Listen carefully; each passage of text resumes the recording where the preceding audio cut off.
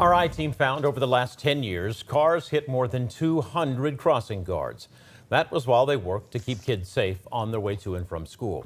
We found cases right here in the Miami Valley and around the country where crossing guards wound up badly injured or dead. The I-Team's John Bedell is live in Fairborn. And John, you teamed up with our sister stations across the country and the Associated Press and found many of the at-fault drivers faced few consequences.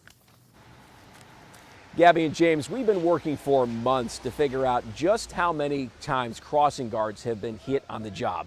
We know what we found is an undercount because we've uncovered no one tracks this nationally, and many states, including Ohio, don't either. So we did our own research here, digging through public records, news reports, and social media, and to see just how often this happens. And we also talked to many of the people who were impacted by these accidents at crosswalks just like this. Many of them say they felt disregarded. Becky Evans has been an educator with Franklin City Schools for more than 20 years.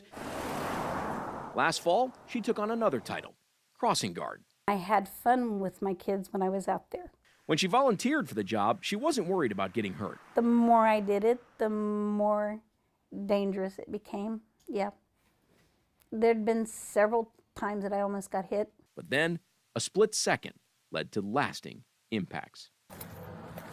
I tried to run and jump out of her way, but I didn't make it. That's Becky in police body cam video, lying in the street in front of Franklin Junior High in January. I was trying to cross back over with my big red sign and she hit me. She didn't stop. The school's security cameras caught the impact on video. I turned to face the one side and all I saw was car lights coming at me. And all I could say was, "Oh my God." And I turned sideways so she wouldn't hit me head on. And she hit me and I landed on the berm of the road.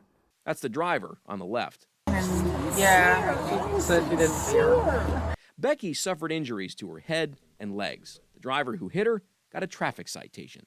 Now, 9 months after the crash, I really thought she saw me. It's hard not to see me. Becky's dealing with long-term physical impacts from her injuries, including her speech. Mentally is going to take a lot longer. I still see the headlights coming at me.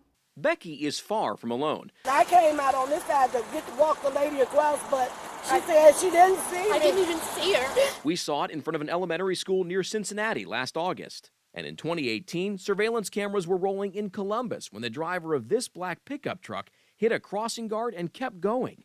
The driver hopped the curb and took off through the grass in front of an elementary school. We teamed up with our sister stations across the country and the Associated Press for a months-long investigation to document more than 225 crossing guard accidents in the last decade. We got a hold of law enforcement records in 180 of the cases. Our investigation found more than 70% of those drivers who hit crossing guards got away with just traffic tickets, or not even that. We talked to crossing guards around the country who had been hit on the job. All I remember doing was turn it around and boom, lights out. Lights out. I don't remember anything until I got to the hospital. I didn't have no feelings in my leg. My head was hurting. Blood was running down my arm. You know, it was a scary situation. The I-Team found Ohio does not specifically track the number of crossing guards hit. The I-Team filed a public records request and found over the last 5.5 years here in Ohio, 131 people have been hurt in 127 crashes involving pedestrians getting struck in active school zones. But reports don't specify if the person hit was a crossing guard. And state troopers told the I-Team that number will most likely be underreported because it relies on the law enforcement officer who fills out the report to check a box that says active school zone, which doesn't always happen. I'm not able to walk out to that road yet. And it bothers me every day. Becky now works as a custodian at the district.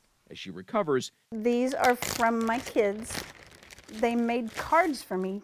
She's determined to make sure people remember an instant she'd rather forget. One person's split-second decision could change a whole life.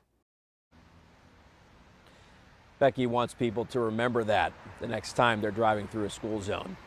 I left a message for the driver who hit Becky, but have not heard back. The I-Team also uncovered many of these crossing guards who were hit were senior citizens doing that job in retirement. Of the 160 for whom we identified their ages, more than half, 54%, were older than 65. We're live in Fairborn for the I-Team. I'm John Bedell, News Center 7. And John, we can only hope this story opens other people's eyes as they're driving to pay extra attention in those school zones. John, we appreciate your investigation. You know, Becky was not the only person who got hit in that part of Franklin. Not long before the car hit her, a driver was not paying attention and hit two students just down the road from that crossing. Those students were not seriously hurt. The end of last school year, a Franklin officer parked in the middle lane of the school zone, and in a month, police said 3 times the officer watched drivers go through the crosswalk while the crossing guard helped kids across the street. Police ticketed 3 drivers. This prompted the school district and the city to work together on changes. I mean, be it a crossing guard or God forbid, a kid, I mean, it could be deadly. I mean, it doesn't take much with a heavy vehicle and even at slower speeds to cause some significant injuries or the worst case scenario, death. So we don't want that to happen, so we're trying to be proactive. And things like these delineators are aimed at slowing drivers and preventing crashes like the one which hurt Becky.